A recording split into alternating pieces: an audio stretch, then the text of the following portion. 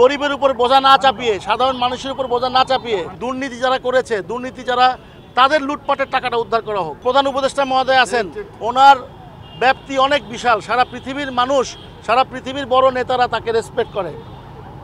উনি যদি চায় সারা পৃথিবী থেকে টাকাগুলো কিন্তু নিয়ে আসতে পারে। বলেছেন যে গ্যাস অলরেডি দাম বেড়ে গেছে, আমরা ম্যাক্সিমামই এখন বোতল গ্যাস কিনে যাচ্ছি এবং আমাদের যে তিতাস গ্যাসের লাইন ছিল সেখানে শুধু বাতাস আছে, গ্যাস নাই।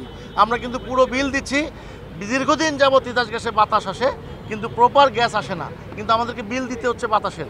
আমরা বহুদিন বলে আসছি যে গ্যাস লাইন যে মুষ্টিময় কিছু ব্যবসায়ীদেরকে, এই যে নব্য ব্যবসায়ী যারা আপনার এই যে এলপিজি গ্যাসের নামে বাংলাদেশে যে সিন্ডিকেট করেছে, তাদের কারণে বাংলাদেশে গ্যাস উত্তোলন হয় নাই। যারা এলএনজি ব্যবসা জড়িত ছিল, বাংলাদেশের গ্যাসকে অকার্যর করে তারা এই এলএনজির নামে লুটপাটের জন্য তারা এই ব্যবসাগুলো চালু করেছে এবং এতে সবচেয়ে ক্ষতিগ্রস্ত হয়েছে আমরা নিম্নবিত্ত নিম্ন ব্যবসায়ীরা, মানে স্বল্প আয়ের ব্যবসায়ীরা। সুতরাং আমাদেরকে বেশি দামে সিলিন্ডার কিনতে হচ্ছে। সেই সিলিন্ডার অত্যন্ত ঝুঁকিপূর্ণ, আপনারা দেখেছেন। সেই সিলিন্ডারে গ্যাস থাকে না, সেই সিলিন্ডারের দাম দফায় দফায় বাড়ানো হয়, কমানো হয়। এই যে একটা অরাজকতা এই সেক্টরে চলছে, এই সেক্টর থেকে আমাদেরকে পরিত্রাণ চাই। আমরা চাই লাইনের গ্যাস অবিলম্বে চালু করা হবে।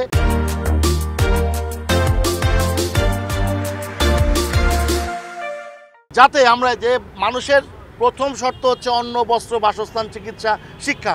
এই বেসিকের যে অন্ন, আমরা যে সারা বাংলাদেশে প্রতিদিন 4 থেকে 5 কোটি লোকের যে খাবার অ্যারেঞ্জ করে থাকি, সেইখানে যদি প্রত্যেকটা জায়গায় ভ্যাট এবং এই গ্যাসের স্বল্পতা, বিদ্যুতের লোডশেডিং ছিল আপনারা জানেন, এবং পানির দাম, বিদ্যুতের দাম, গ্যাসের দাম গত সরকারের আমলে 3 গুণ করে গিয়েছে।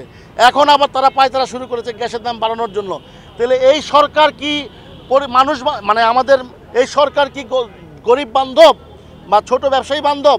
আপনি দেখেন বড় ব্যবসায়ীরা প্রতিবাদ করতে শুরু করেছে। আমরা বলতে চাই দুর্নীতি যারা করেছে, দুর্নীতি যারা, তাদের লুটপাটের টাকাটা উদ্ধার করা হোক। যারা এই দেশে লুট করে বিদেশে নিয়ে গেছে, আমাদের যে প্রধান উপদেষ্টা মহোদয় আছেন, ওনার ব্যাপ্তি অনেক বিশাল, সারা পৃথিবীর মানুষ, সারা পৃথিবীর বড় নেতারা তাকে রেসপেক্ট করে। উনি যদি চায় সারা পৃথিবী থেকে টাকাগুলো কিন্তু নিয়ে আসতে পারে। এই গরিবের উপর বোঝা না চাপিয়ে, সাধারণ মানুষের উপর বোঝা না চাপিয়ে। আপনি জানেন মূল্যস্ফীতি 13% আছে সরকারি হিসাবে, কিন্তু আমরা দেখছি মূল্যস্ফীতি 30%। আমরা এখন পর্যন্ত আমাদের ব্যবসায় স্টেবল করতে পারি নাই।